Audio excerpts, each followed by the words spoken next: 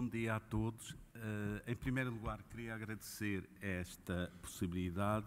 Na verdade, eu não estava inscrito, fui inscrito à força pelo professor Eduardo Franco, porque eu este ano tenho estado ocupado e não tenho tido possibilidades de desenvolver outros trabalhos para além daqueles que me têm ocupado.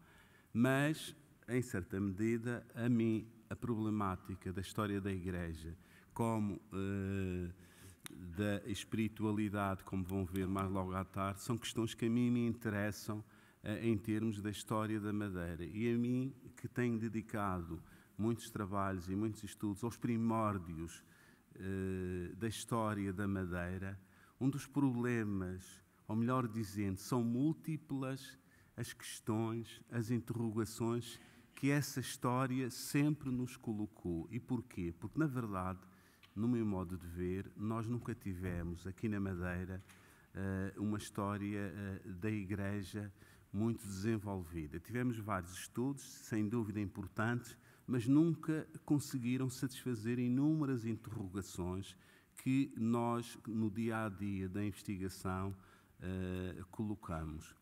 E por isso mesmo, daí o interesse, sem dúvida, deste encontro hoje aqui, que vai permitir uma nova imagem, uma nova história a partir deste momento, pelas aportações que teremos. Eu, mais do que apresentar resultados, talvez apresentaria questões e dúvidas que a investigação me tem colocado ao longo destes tempos e que, infelizmente, eu ainda não consegui respostas, porque também, muitas vezes, há faltas e lacunas documentais. Por outro lado, eu tenho uma visão da história da Madeira diferente dos demais. Eu não entendo a história da Madeira sem a presença dos Açores e das Canárias, fundamentalmente. Há uma unidade atlântica. Eu sou frutuosiano historicamente, pela história. Frutuoso faz das ilhas o seu campo de trabalho. Eu também faço das ilhas o meu campo de trabalho. E nunca olho a história de um ou do outro arquipélago de uma forma isolada. Eu vejo as ilhas dentro de uma visão atlântica, busco, enfim, as questões mais prementes relacionadas com a atlanticidade. E, em certa medida, a minha reflexão tem em conta esse aspecto. Eu acho que a Igreja tem um papel aqui nas ilhas e esse papel é relevado não só na Madeira, mas também nas Canárias. E mais do que nós muitas vezes pensamos, existem relações de proximidade. Eu costumo dizer que no século XVI era mais fácil chegar daqui a Lanzarote, tanto assim que nós éramos considerados como os vizinhos, os da ilha, do que hoje em dia, que temos que fazer uma volta muitas vezes quando não há voo direto por Madrid. Portanto, havia uma relação de proximidade no século XV e XVI, em que, por exemplo, os madeirenses e açorianos iam fazer a ceifa a Lanzarote ou a Fuerteventura e depois regressavam para a sua casa. Portanto, é esta relação de proximidade que muitas vezes o facto de sermos ilhas e de pertencermos a países distintos faz com que o historiador ou o ensaísta as divida, quando elas nunca estiveram divididas, elas sempre estiveram unidas. E sempre houve uma familiaridade. Eu costumo dizer que entre estes três arquipélagos nunca existiam fronteiras. Elas sim, melhor dizendo, estes três arquipélagos sim foram as terras de fronteira. E como terras de fronteira, a questão da espiritualidade fundamentalmente e da religiosidade teve um papel muito importante aqui neste espaço. Veja-se, por exemplo, as questões relacionadas com a Inquisição, por exemplo, mais presentes nas Canárias, onde tivemos um tribunal da Santa Inquisição, do que aqui. Mas, dentro desta visão global, eu queria recordar uma coisa que para mim é muito importante. No meu modo de ver, e falando da estrutura da Igreja, nós temos que sinalizar que a primeira diocese que se cria, já não falo naquela que se criou no século III, que era a chamada diocese africana, que pouco se conhece, mas aquela primeira diocese que se prende com este mundo insular, surge, é uma extensão da diocese de Maiorca no século XIV, em 1351, e que depois ganha expressão com o primeiro bispado de Telde, em 1359, e que finalmente, quando no século XV se inicia o processo de conquista das Canárias, a partir de Lanzarote, com o chamado Bispado de São Marçal de Rubicon, na ilha de Lanzarote, onde ainda, felizmente, temos vestígios da Igreja no sítio. Portanto, há um princípio muito avançado em termos da definição da estrutura da Igreja e que depois vai ter uma outra expressão portuguesa a partir de 1458, com a criação do Bispado de Tanger, que vai ter um papel muito importante dentro daquilo que eu considero também importante, os primórdios da história da Igreja aqui na Madeira, e que vai ser um motivo desse conflito a partir da década de 60 entre o Bispado de Tanger e, por exemplo, o Vicariato de Tomar, mas fundamentalmente o senhorio da ilha. Eu penso, pegando um pouco na ideia do professor Verlinde dos anos 60, 70, de que o infante Dom Henrique queria criar um Estado insular, eu acho, e às vezes pergunto, se ele também não queria criar uma diocese insular, ou não estava interessado em que se criasse essa diocese insular ainda em vida, o que só veio concretizar-se muito mais tarde, no período do Manuel. Porque há expressões muito claras em termos da documentação que, felizmente, nós dispomos para os anos 60 e 70 do século XV aqui na Madeira, do infante Dom Henrique em não querer estar submetido aos franciscanos das Canárias, e em não querer, de uma forma expressa e clara, aliás, há uma carta dos anos 70 em que o senhorio revela até uma intenção de rebelião contra o bispo de Tanger. Não obstante, diga-se, o primeiro bispo de Tanger que se conhece, também não sei se ele algum dia terá ido à sua diocese, mas não obstante ter sido, pelo menos o que diz a historiografia madeirense, ainda está por esclarecer esta situação. O primeiro bispo foi Dom Nuno de Aguiar, e que, segundo alguns autores, outros não esclarecem, pertence aos Aguiares daqui da Madeira, que é uma família muito conhecida, ligada aos primeiros povoadores, e que, portanto, poderia haver uma proximidade.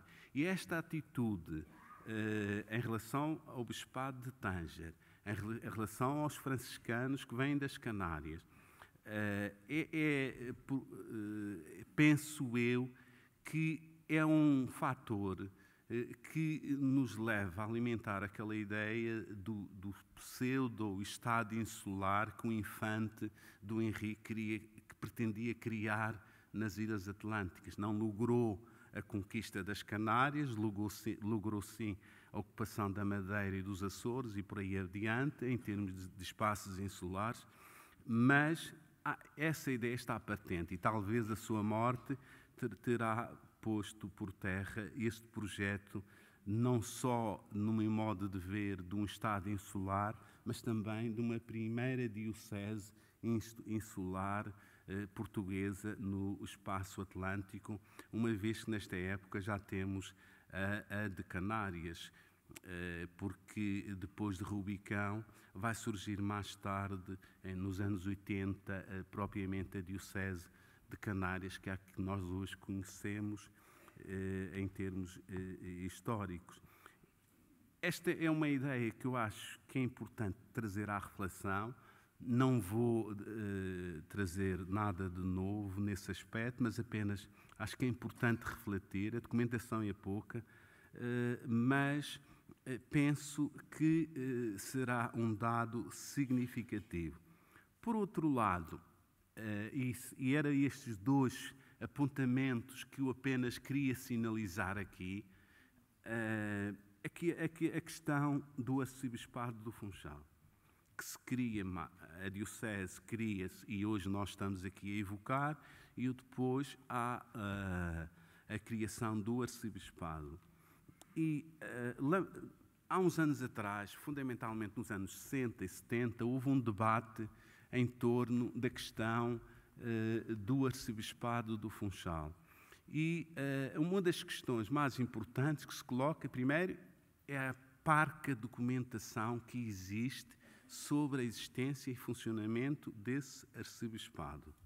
E a segunda, que alguns autores colocam, nomeadamente o célebre Marcial de Witte, é se na verdade este arcebispado existiu. Porque, segundo dizem alguns autores, a bula foi feita, mas nunca foi levantada de Roma, porque o rei português não pagou. Isto é o que dizem alguns autores. Não sei se é verdade, se é mentira. Mas eu nunca fiz uma consulta nos arquivos do Vaticano. Confesso que já pedi a algumas pessoas no sentido de providenciar a ver se era possível, mas pela documentação que eu conheço é pouco esclarecedora a este respeito. Mas se eu pego e leio atentamente a bula que acaba com o arcebispado e a diocese do Funchal passa a sufragânea de Lisboa, nós vemos lá que, e se o documento for verdadeiro, que o arcebispado realmente existiu. E é muito claro no texto do documento. Por outro lado, os autores que negam a funcionalidade deste arcebispado referem o facto da dificuldade das comunicações.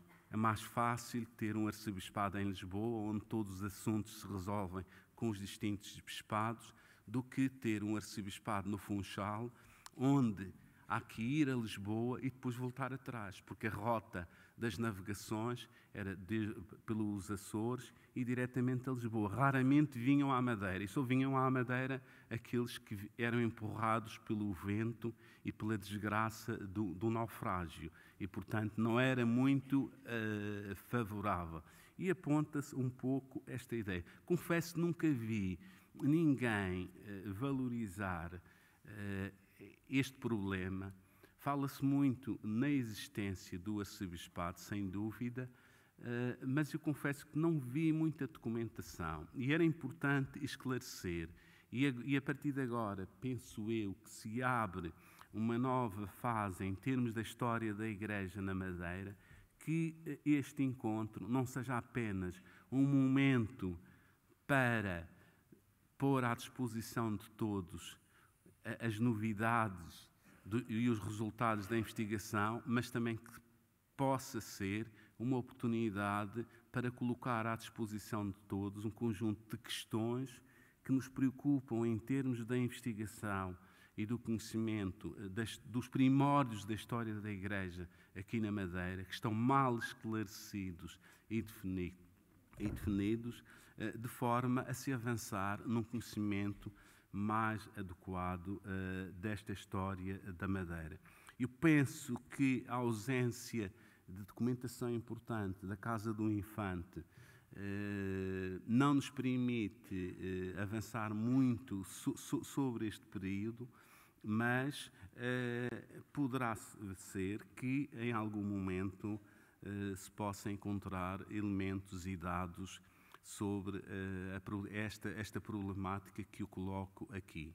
É óbvio que desenvolvi isto, mas como já vai avançado o tempo destes trabalhos, E para dar uma oportunidade ao Sr. Presidente da Mesa cumprir com a sua missão, eu não me vou desenvolver estes aspectos. Aliás, aceitei não desenvolver profundamente estes aspectos, mas apenas querer situar estes dois problemas, que mais do que uma preocupação vossa, é uma preocupação minha. São problemas que eu ainda não encontrei resposta.